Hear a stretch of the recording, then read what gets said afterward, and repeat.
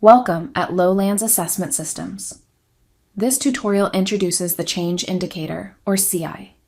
The change indicator is important because this one score affects the way we look at all other LOLA results.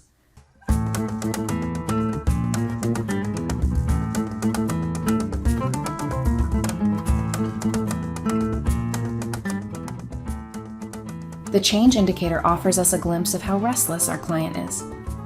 We get an indication about the need to turn things around or change things up. A high score indicates a strong sense of urgency and an unease about the present situation. Things need to change ASAP. With a low score, there is no sense of urgency. The client is satisfied with how things are going. Things are calm. There is tranquility and balance. This is in essence what the change indicator is, but as usual, things are a bit more complicated, and there is more to this story. So let's get stuck in and learn some more about the CI. The CI is an indicator, just like an orange warning light on the car dashboard. If you see the light on, your attention has been caught, and you know you need to investigate further. An indicator attracts attention, makes you think, and points you to the topics that are probably worth further investigation. The CI score is minimum 1 and maximum 9. It is a stan 9 of stanine. Stan 9 derives from standard and 9. This measure is based on a standard normal distribution divided into 9 pieces. Let's see how that works. We take the score of one person. This is Cindy. Now we are going to compare Cindy to a large group of others. Relative to all those other people, Cindy's score may be about average. There she is, somewhere in the middle. She may have a lower score than average, or a higher score than most others. The score bar is actually a flat representation of a standard normal distribution, which is that bell-shaped graph. Stanines 1, 2, and 3 are the low scores, 4, 5, and 6 form the average, and stanines 7, 8, and 9 are high. With a score of 4, 5, or 6, we speak of an ordinary, a normal, or an average CI score. About 50% of everyone who completed LOLA had a similar score. Thus, with a score in this range, change urgency or restlessness is neither strikingly high nor strikingly low. A score of 1 or 2 is really low. Stanine 1 contains 4% of the population, and stanine 2 contains 7%. And 4 plus 7 equals 11, so that means they together represent about 10% of the total. And the same goes for 8 and 9. Stanines 8 and 9 are really high. In borderline cases, we should be careful about drawing conclusions. Stanines 3 and 4 form the transition area between low and medium scores. But note that borderline cases are not exceptions. This is a group of 12% and a group of 17%. So people with stanines 3 or 4 make up about a third of the total population. That is a substantial amount. And of course, this also applies to 6 and 7, the border area between medium and high. Let's have a look at some examples. For low, average, and high scores, we're going to discuss 2 kinds of situations. First, some situations in which we recognize the score, in which we are not surprised by what comes out, and then some situations where we don't recognize the outcome at all. Recognizable. The score connects logically to the career situation and to the client's behavior. What does a score mean if that score appears credible to us? A low score means a person has no immediate desire to change many things in the job or career. Things are fine the way they are. This can have several reasons. 1. The client may have just gone through a major change or is in the middle of one. Just got a new job, just got a promotion, just moved. If you ask someone in that situation if they would like to change, the logical answer is, of course, not right now, thank you. I'm good for now. Another reason could be that this client just doesn't like change at all, so the score reflects what someone's default setting is. In this case, you would expect the score on conventional to be high, and a low or average score on enterprising would make the profile even more change-averse. We see here, for example, the profile of a 55-year-old quality controller. The man is a highly structured worker, a cautious perfectionist. In this case, a low CI score is perfectly normal. A third possibility is that the score is a direct result of an impending change. The intended change causes anxiety or worry in the client, or evokes resistance. Suppose people are anxious about an announced reorganization. Perhaps someone's job is on the line. Or the department you work in will be relocated to the other side of the country. In situations like this, the low CI score is understandable. We should be careful about drawing conclusions. Perhaps the client is normally quite fond of change, but is resisting this particular situation. Or maybe someone wasn't a great fan of change to begin with, and the situation makes him dig in his heels even more. Often it's a combination of factors. These examples show the importance of asking follow-up questions. Just let your client explain exactly what is going on. Recognizable and average.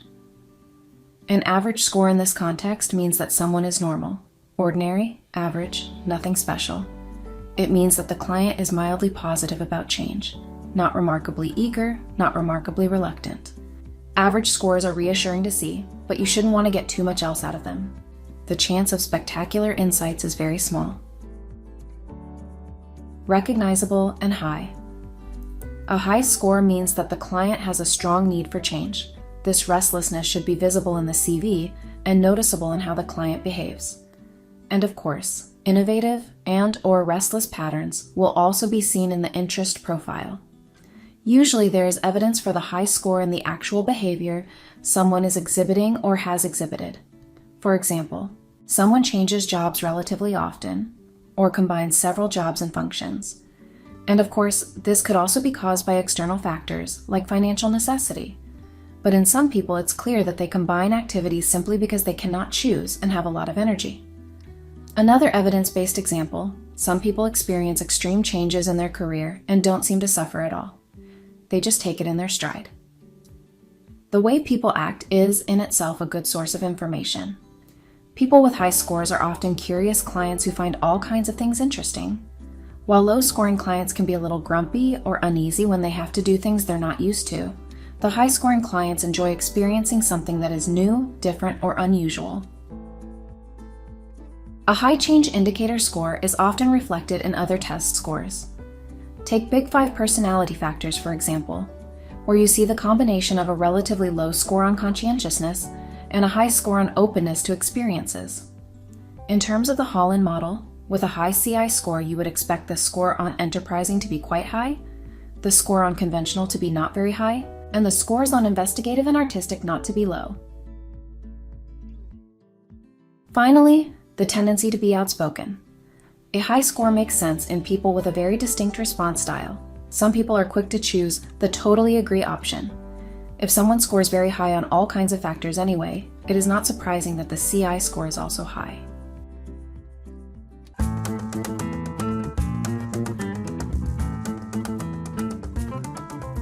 Not recognizable.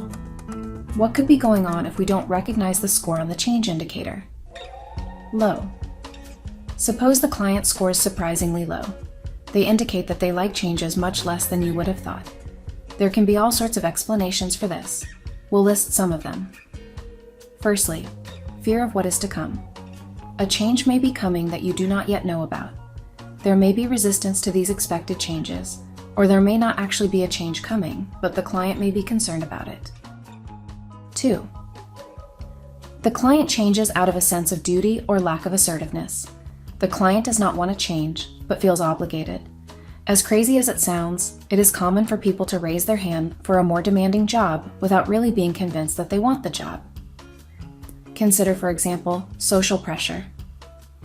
Partner and/or colleagues push someone to apply, or fellow board members pushing a subpar leader forward.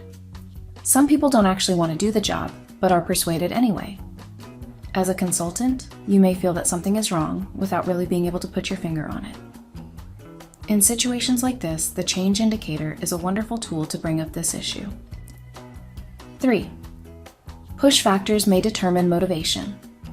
Pull factors are the attractive aspects of the new job, such as a promotion, less travel time, more opportunities for advancement.